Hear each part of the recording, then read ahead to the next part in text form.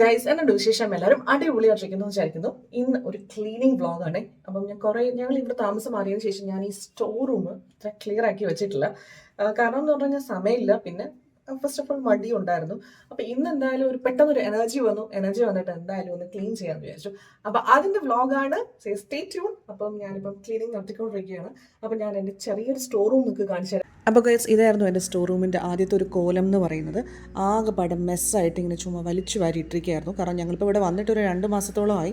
അപ്പം നമ്മൾ എല്ലാ ഡംസും കൊണ്ടിടുന്നത് നമ്മുടെ ഈ സ്റ്റോർ റൂമിലാണ്. അപ്പം അതിങ്ങനെ കോളമായിട്ട് ഇരിക്കുന്നുണ്ട്. അപ്പോൾ എനിക്ക് ഭയങ്കര ഒരു വിഷമമാണ്. ഇതിനകത്തൊക്കെ വരുമ്പം തന്നെ ഒരു നെഗറ്റീവ് എനർജിയൊക്കെ ഫീൽ ചെയ്യുന്നുണ്ടായിരുന്നു. ഏതൊരു കാര്യം ചെയ്യുന്നതിന് മുമ്പും ഒരു കൃത്യമായ ഒരു പ്ലാനിങ് ഉണ്ടെങ്കിൽ നമുക്ക് ആ ചെയ്യുന്ന കാര്യം സക്സസ് ആവും എന്നാണല്ലോ. അപ്പോൾ ഞാൻ ഇന്ന് എൻ്റെ ക്ലീനിങ് പ്രോസസ്സ് എങ്ങനെ ചെയ്യും എന്നുള്ള ഒരു തക്കതായിട്ടുള്ള ഒരു പ്ലാനിങ് ആണ്.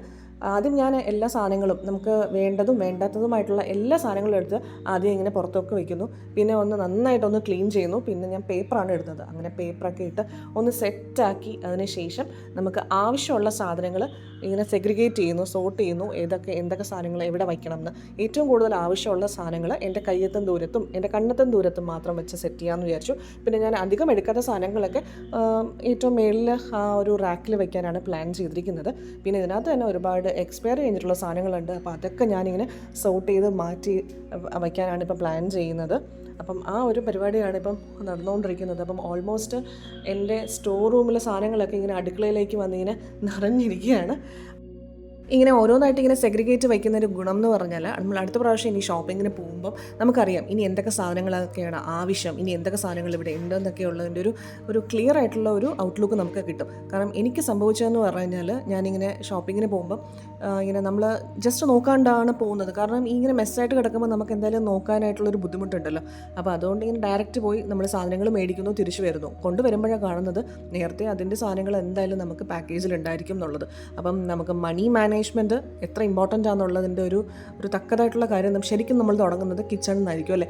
അപ്പം ഈ കിച്ചണിൽ നമുക്ക് എന്തൊക്കെ സാധനങ്ങൾ വേണം വേണ്ട എന്നുള്ളതിൻ്റെ ഒരു ക്ലിയർ ബോധമുണ്ടെങ്കിൽ നമുക്ക് അടുക്കളയിൽ നിന്ന് തന്നെ നമുക്ക് ഒരുപാട് കാശ് ലാഭിച്ചെടുക്കാൻ പറ്റും ഇതിൽ തന്നെ.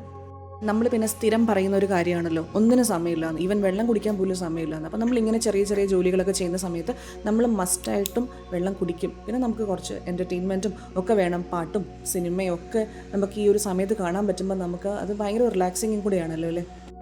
ഞാൻ ആദ്യമായിട്ടാണ് ഇങ്ങനെ ഒരു വ്ളോഗ് ചെയ്യുന്നത്. അപ്പം അതിൻ്റേതായിട്ടുള്ള കുറച്ച് പോരായ്മകളൊക്കെ ഉണ്ടാവും ഈ വ്ളോഗിൽ. അപ്പോൾ ഇതിപ്പോൾ എൻ്റെ രീതിയിൽ ഞാൻ റാൻഡമായിട്ട് ചെയ്യുന്ന ഒരു കാര്യമാണ്. അപ്പം ഇതിൽ നിങ്ങൾക്ക് എന്തെങ്കിലുമൊക്കെ അഡ്വൈസസ് തരാനുണ്ടെങ്കിൽ നിങ്ങൾ കമൻറ്റ് ബോക്സിൽ അതിനെക്കുറിച്ചുള്ള ഒരു ഡീറ്റെയിൽ ആയിട്ട് ഇടുക. എന്തായാലും അത് എനിക്കും അത് കാണുന്നവർക്കും ഒക്കെ ഉപകാരപ്പെടുമായിരിക്കും അത്.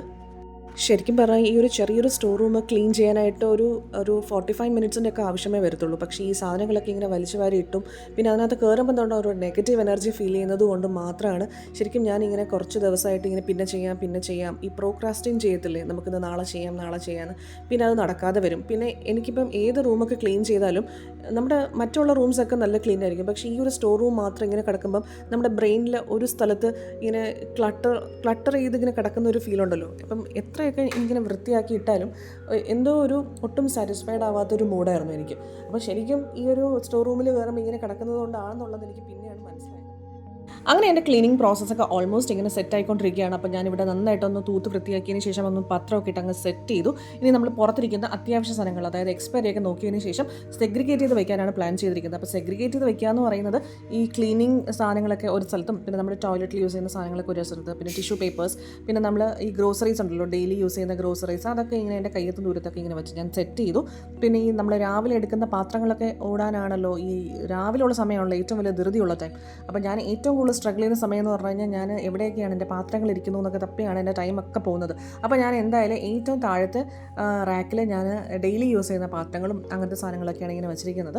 അപ്പം ഇങ്ങനെയൊക്കെയാണ് ഞാൻ സെറ്റ് ചെയ്ത് ഇരിക്കുന്നത്. അപ്പോൾ ഞാനിതെല്ലാം ഒന്ന് ലേബിൾ ചെയ്തിട്ടുണ്ട്. കാരണം ഈ ട്രാൻസ്പാരൻ്റ് ആയിട്ടുള്ള നമ്മുടെ ബോട്ടിൽസൊക്കെ ആണെങ്കിൽ അറിയാം എന്തൊക്കെ സാധനങ്ങൾ ഇരിക്കുന്നു എന്ന്. അപ്പോൾ എൻ്റെ കൂടുതൽ ഈ സ്റ്റീൽ പാത്രങ്ങളും ഈ പ്ലാസ്റ്റിക് പാത്രങ്ങളൊക്കെ ഉള്ളതുകൊണ്ട് അപ്പോൾ എല്ലാ ദിവസവും ഇങ്ങനെ തപ്പണം എന്താണ് എൻ്റെ അകത്തുള്ളതെന്ന്. അപ്പോൾ ഞാൻ എന്ത് ചെയ്തു എന്ന് വെച്ചാൽ എല്ലാം ഒന്ന് ലേബിൾ ചെയ്തു. അതിനകത്ത് എന്തൊക്കെയാണ് സാധനങ്ങൾ ഇരിക്കുന്നതെന്നും പുട്ടുപൊടിയെന്നും അങ്ങനെയൊക്കെ ഞാൻ എല്ലാം എഴുതി വെച്ചിട്ടുണ്ട്. അപ്പോൾ എനിക്ക് കുറച്ചും കൂടി ഈസി ആവും. അപ്പം എൻ്റെ രാവിലെകളിലൊക്കെ എനിക്ക് നല്ലതായിട്ട് പ്രൊഡക്റ്റീവായിട്ട് എനിക്കതങ്ങ് പെട്ടെന്ന് കാര്യങ്ങളൊക്കെ ചെയ്യാൻ പറ്റും. Again it's A time management. നമുക്ക് നന്നായിട്ട് എല്ലാ രാവിലത്തെ കാര്യങ്ങളുടെ ആ ഒരു മുഷിപ്പില്ലാതെ എല്ലാം ഒന്ന് കറക്റ്റ് ടൈമിൽ ചെയ്യാനായിട്ടും പറ്റും ഈ ഒരു ലേബിളിംഗ് ഒക്കെ ചെയ്ത് വെച്ച് കഴിഞ്ഞാൽ. ഏകദേശം ഒന്ന് ക്ലീൻ ആകുമ്പോൾ തന്നെ നമ്മുടെ മനസ്സിനും ഒക്കെ ഒരു സംതൃപ്തി തോന്നും അല്ലേ, ഒരു പോസിറ്റീവ് എനർജി കിട്ടുന്ന പോലത്തെ ഒരു ഫീലാണ് എനിക്കെപ്പോഴും തോന്നുന്നത്. അപ്പോൾ എല്ലാവർക്കും അത് തന്നെ ആയിരിക്കും എന്നാണ് എൻ്റെ വിശ്വാസം. അപ്പം എന്തായാലും ഞാൻ ഏകദേശം എല്ലാം സെറ്റാക്കിയിട്ടുണ്ട്. ഞാനിപ്പം വളരെ ഹാപ്പിയാണ് എൻ്റെ ഒരു സ്റ്റോർ റൂം കണ്ടിട്ട്. Self satisfaction is A best feeling in the world എന്നാണ് എൻ്റെ ഒരു അഭിപ്രായം. അപ്പോൾ ഞാൻ എന്തായാലും നല്ല ഹാപ്പിയാണ്. അപ്പം ആ ഒരു ഹാപ്പിനെസ് ആണ് ഞാൻ നിങ്ങൾക്ക് കൂടെ ഒന്ന് ഷെയർ ചെയ്തത്. ക്ലീനിങ് പ്രോസസ്സ് കുറച്ചും കൂടെ ഒന്ന് ഇഫക്റ്റീവ് ആക്കാനായിട്ട് ഞാനൊരു ചെക്ക് ലിസ്റ്റും കൂടെ പ്രിപ്പയർ ചെയ്തു. അപ്പോൾ അതിനകത്ത് നമ്മുടെ ഈ മന്തിൽ എന്തൊക്കെ സാധനങ്ങളാണ് ഇപ്പോൾ അവൈലബിൾ ആയിട്ടുള്ളതിൻ്റെ ഒരു ഡീറ്റെയിലും ഇനി നെക്സ്റ്റ് മന്ത് എനിക്ക് എന്തൊക്കെ സാധനങ്ങൾ വേണം എന്നുള്ള ഒരു ഡീറ്റെയിലും ഒക്കെ വളരെ ക്ലിയർ ആയിട്ട് എനിക്കിപ്പം മനസ്സിലാക്കാൻ പറ്റും. അപ്പം അതുകൊണ്ട് നമുക്കുണ്ടാകുന്ന ഉപയോഗം എന്ന് പറഞ്ഞു കഴിഞ്ഞാൽ നമ്മൾ അനാവശ്യമായിട്ട് കടയിൽ പോയിട്ട് ചുമ്മാ ഓരോ സാധനങ്ങൾ മേടിച്ച് കൊണ്ടുവന്ന് പിന്നെ എന്താ വെറുതെ കാശും വെറുതെ സമയവും വെറുതെ സ്പേസും കളഞ്ഞ് നമുക്ക് ആ ഒരു ഇത് കളയണ്ടെന്ന് വിചാരിച്ചിട്ടാണ്. അപ്പം ഇതെനിക്ക് കുറച്ചും കൂടെ ഇഫക്റ്റീവായിട്ട് ഫീൽ ചെയ്തു. അപ്പം ഞാനിത് എനിക്ക് എപ്പോഴും കാണാൻ പറ്റുന്ന ഒരു രീതിയിൽ തന്നെയാണ് ഞാൻ ഇതിനെ പിൻ ചെയ്യുന്നത്. അപ്പം ഇത് എൻ്റെ അടുത്തുള്ള ഒരു കലണ്ടർ, എൻ്റെ കിച്ചണിലുള്ള ഒരു കലണ്ടറിൽ തന്നെ ഞാനിങ്ങനെ തൂക്കിയിടും. അപ്പം നമുക്ക് എപ്പോൾ എന്തായാലും ഡേറ്റിൻ്റെയും പല ആവശ്യങ്ങൾക്ക് വേണ്ടി നമ്മൾ കലണ്ടറിൽ നോക്കുന്ന സമയത്ത് ഇത് നമുക്ക് കാണാം. അപ്പോൾ ഇതെനിക്ക് വളരെ ഇഫക്റ്റീവായിട്ട് ഫീൽ ചെയ്തു. സോ ഗൈസ്, ഞാൻ ഈ ഒരു കുട്ടി വ്ളോഗ് ഇവിടെ വൈൻഡപ്പ് ചെയ്യുകയാണ്. അപ്പോൾ നിങ്ങൾക്ക് ഇത് വളരെ പ്രൊഡക്റ്റീവായിട്ട് തോന്നിയിട്ടുള്ള വീഡിയോ ആണെങ്കിൽ നിങ്ങളിത് ലൈക്ക് ചെയ്യുക, ഷെയർ ചെയ്യുക, സബ്സ്ക്രൈബ് ചെയ്യാനും മറക്കരുത്. അപ്പോൾ ഒരു നെക്സ്റ്റ് ഒരു വീഡിയോയിൽ കാണുന്നവരേക്കും ബൈ ബൈ.